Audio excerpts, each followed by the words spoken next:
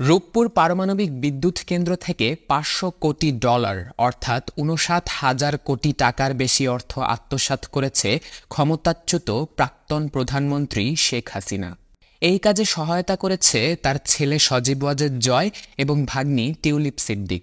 গত ১৭ই August global defence কর্পের প্রকাশিত এক প্রতিবেদনে এমন চাঞ্চল্যকর তথ্য উঠে এসেছে।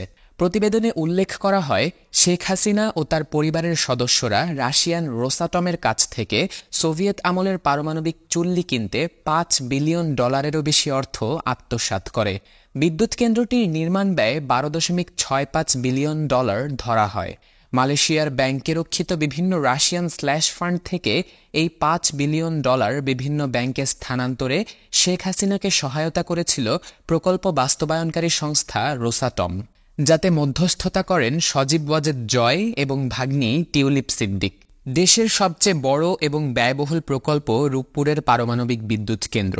আশা করা হচ্ছে এটি পুরোপুরি বাস্তবায়নের পর দেশের ২০% বিদ্যুতের চাহিদা পূরণ করবে। অর্থ পাচারের ক্ষেত্রে নিজের ভাগ্নি টিউলিপ সিদ্দিকের মধ্যস্থতায় রাশিয়ার সঙ্গে এ চুক্তি করেন শেখ হাসিনা।